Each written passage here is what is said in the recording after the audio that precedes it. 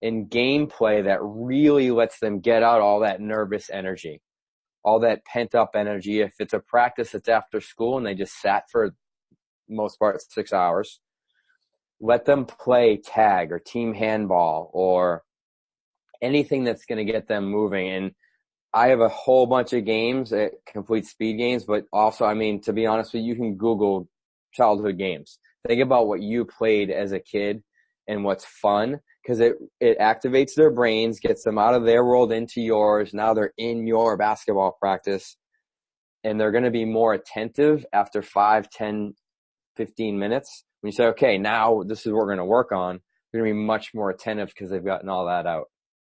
For your 10 to 13-year-olds, this is a great time to layer in your expectations. So a little bit of talking. What are your expectations for the practice? What are we going to try to accomplish? And you can still, from a developmental standpoint, they need some active range of motion and muscle activation, and they need to turn on their brains. So games that may help with that. We play a game called monkey tag. So they have to be in the deepest squat you could possibly imagine, like a monkey with their arms above their head. You might do this just inside the paint because it's going to be a small area.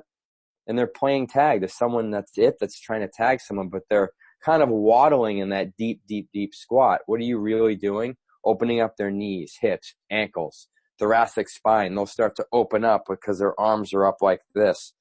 And they're going to laugh. Some of them think it's silly, but that's all good, because the other thing that's happened to youth sports and sports performance training is we've started to take the fun out of it because it's so competitive, right? They've got to be reminded, yeah, this is silly. You're playing this because you love it, not because you have to. No one said, you have to play basketball, hopefully. Right. Right? You're playing it because your buddies are playing and you love it and you're kind of good at it. You're on this team. So, and I'll tell you, doing non-traditional basketball drills and activities like that will grow your program, because kids and parents talk. They're like, man, Pembroke Youth Basketball is just so much fun. They just have so much fun. And all the other towns are wondering why, it's so popular. They have 3 or 4 teams for the, 10 and under age group for boys. Why? Because kids want to play. It's fun.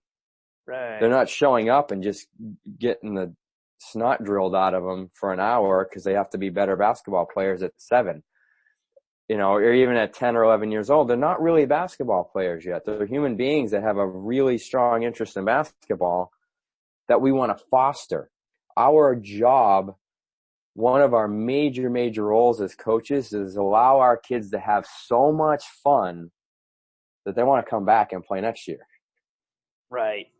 Right. And I think that's something that, I mentioned to you before the call. I think sometimes coaches almost shy away from, I hate to say having their athletes have fun, but, the whole mentality from, another generation of no pain, no gain is like, if you're in practice, if you're not hating it, you're not getting better type of deal. And I think, that's one of the key things that you've reiterated multiple times, especially, in the younger age range, but honestly, even up through, middle school and high school age, I think it's key, because I think sometimes, like you said, people forget that it's a sport and it's meant to be enjoyed even at a competitive level.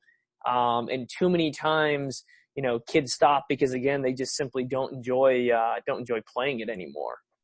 I agree. And we have to understand what tools our kids have or don't have and what we're asking them to do. Again, when I go back to my childhood, from a young age, things were just different. I would ride my bike or walk through the woods to two or three neighborhoods is where I got to play. And again, I was little. So when you're playing kill the man with a ball in someone's backyard and there's older kids, you learn how to run fast real quick. But more to your point, we self-regulated. We played until we dropped. We rested. We went into whoever's house we're at for a snack. We went outside and we hit it again. And we went for hours. Now everything is rehearsed and, okay, we're going to go a minute on, a minute off, because, that's really, we have all these timing schemes and it's all great because there's science that backs it up. But, that phrase, there's no better shape to be in than the game shape. And there's only one way to truly get in it. You got to play games. Yeah. So I think we need to give that to our athletes more. Right, right. The last thing I want you to talk about, and briefly, because this could literally be an entire 2 or 3 hour conversation by itself, is you've mentioned a little bit about some of the non-physical elements in terms of, accountability, confidence, things like that. Can you touch a little bit, as you go through, just within a few minutes of, some of the pieces like, engagement and leadership and those types of things that, again, at a younger age, hopefully this type of structure in terms of free play, and that's maybe a little bit counterintuitive to say that, but in terms of developing the athlete again from the non-physical side, which sometimes I think people forget about too. They get so wrapped up in sets and reps and work to rest ratios and things like that they forget that there's other pieces that are actually involved. I love this part of what we do because basketball coaches, who is the greatest coach in any sport of all time? John Wooden. But what he worked on the most was the human being and the character of that human being. So that is the indelible mark that we can really leave on our young athletes for a lifetime. There's a few ways to do this. One of the ways that I always talk about is global and then specific expectations. So a global expectation is when your athletes come into your basketball practice or, whatever the context is, this is going to be a great session today, you guys. I've been working on this lesson plan. We're going to have a blast and we're going to get a ton done. That sets an expectation for every kid that heard that versus, hey guys, what's up? All right, let's get down on the line. We're going to start doing a blah, blah, blah. Like, okay, it's just another basketball practice.